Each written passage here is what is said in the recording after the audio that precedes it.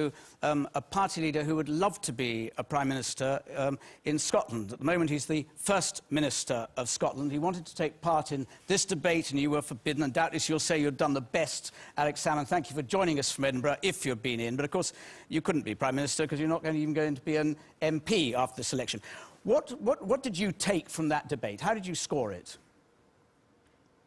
Well, I thought it was pretty bland. I mean, I can understand with your studio audience being caught up in the excitement of the first leaders' debate in the UK, but in terms of the three politicians who basically all agree with themselves and each other, then I think the most important thing is what wasn't discussed. Each of these three parties are planning £500 billion worth of cuts over the next 15 years. Clearly that wasn't debated among the three of them because it's not in the interests of Liberals, Labour, Tory to admit that's the rather dismal perspective that's being offered by London politicians. And you, from your perspective, want to spend as though there's no tomorrow, regardless of the black hole of the deficit.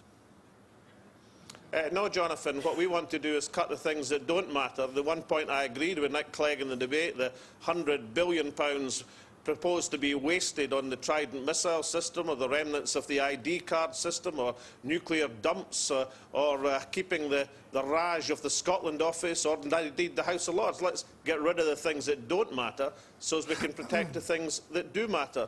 Incidentally, the one point of energy in the debate and the one big blunder that nobody's talked about was when David Cameron suddenly announced that we needed a Trident nuclear missile system at a cost of £100,000 million so as we could target China with the missiles. Now, China's meant to be a friend, an ally and a trading partner.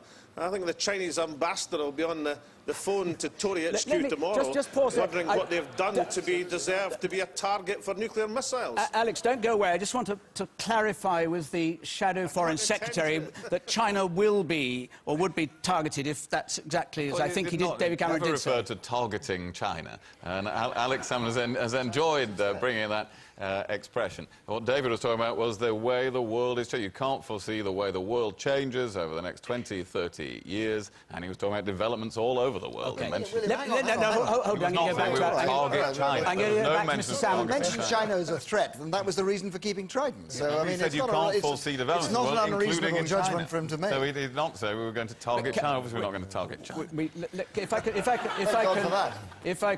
If I can move on from the point that you raised, Alex Salmond, given your own urge... William Hague, David Cameron was asked for an explanation of why you needed a Cold War nuclear system. He mentioned two countries. One was Iran and the other was China. I think it's a pretty fair point to make and a huge blunder from the Conservative Party leader.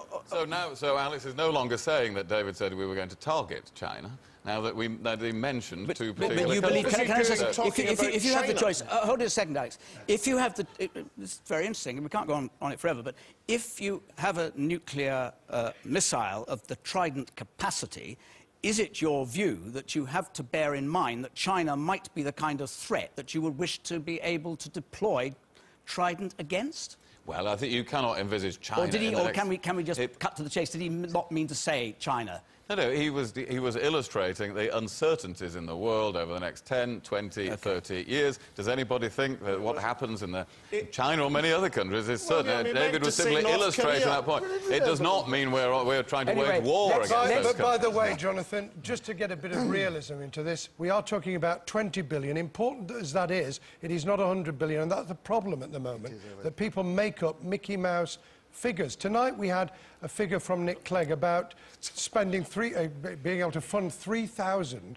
extra police officers from doing away with ID cards. ID cards are actually going to be funded, the biometrics, going to be funded from the passport charge. You can't actually cut out the biometric passport and then expect people to fund the police service out of what they were going to get from a passport. I must go back. So it's absolute Mickey Mouse. I must go back, and I want to go back to Alex Salmond with one last question, if I may. Good stuff, Jonathan. Sorry?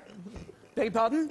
Good stuff, Jonathan. Yeah, absolutely. Come back to me. Great stuff. I'm coming back to you. It's terrific to come back to you. How would you like English voters to vote in this election to enhance your values? Don't ask him that. And your approach? How would you want I think they've got to... I think they've got to vote by post for the SNP in the Scottish constituency, Jonathan. No, but you say, can I just point out to David Blunkett, it is 100 billion over the next 25 years. That's the cost of the missile system that he supports. And secondly, if we're looking for numbers of police in the street, David, we've already put 1,000 extra